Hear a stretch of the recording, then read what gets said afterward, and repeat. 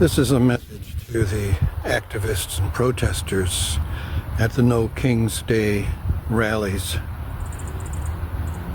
My message is, I don't believe you. Sure, you're willing to walk down to the local park or stand on the side of the street and scream into the wind for 2 hours that you've got the power and you're not going to allow any kings to take over America.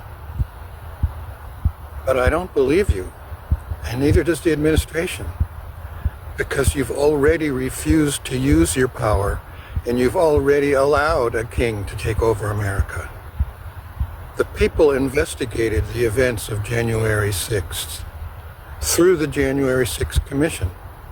Our representatives, those who represent us in the government, which is the people's instrument to take action, had an official investigation, and their conclusion was that Donald Trump and the leaders of the Republican Party tried to overturn the election of 2020. Think about what that means. It means that they tried to topple the U.S. government. That's an act of war. The Republican Party made themselves domestic enemies on that day. And because they had infiltrated our government and were holding positions of power, they were able to block the civil branch of our government from holding them accountable for their actions. And because they weren't held accountable for their actions, they were allowed to continue their assault on the United States of America. The power of the people is to declare the truth, which was discovered and revealed on nationwide TV by the January 6th Commission with all of the evidence. And it's the power of the people to declare that truth to the military and demand that the military fulfill their oath and arrest these traitors and try them in a military court. The Republican Party waged war, committed an act of war on the United States of America, making them domestic enemies. But what did the people do? Nothing. What are the people doing now? Standing on the street corner, screaming that they have the power and they're not going to put up with kings. Meanwhile, all of our resources are being drained and shipped to foreign countries, and the traders who are doing it are making big profits off of it.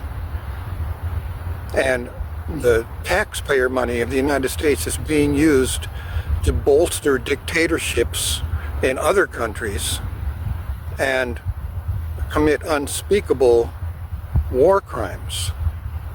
Unspeakable because of the censorship that we now have, because the people have allowed these traitors to further deepen their grasp on our instrument of government.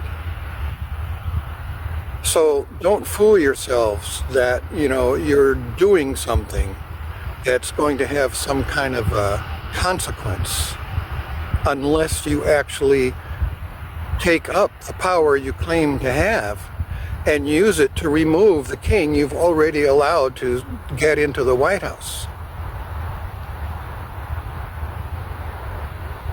What we should be doing in our huge gatherings of many millions of people is not saying, oh, I have the power and I'm not going to put up with a king in the country. What we should be doing is using our power by loudly and consistently demanding of our military that they fulfill their oath and back it up with the evidence and the conclusions of our American official investigation into the events of January 6th, which concluded that Trump and the Republican Party committed an act of war against the United States, trying to overturn the election The legal, legitimate election of the United States of America is an act of war. It's trying to topple the U.S. government. Now, I think that we are all still just coming to terms with what actually happened. It was a huge assault on the psyche of America, and it was planned that way. It was intentional, and it's been carrying on ever since. They've been waging war on America with psychological weapons. So what we need to do is wake up. I'm not blaming anyone. I'm not saying anyone is bad or fell down on the job. I'm just trying to say, wake up, look what they've done to us, and remember that we actually do have the power, but it's no good if we don't use it.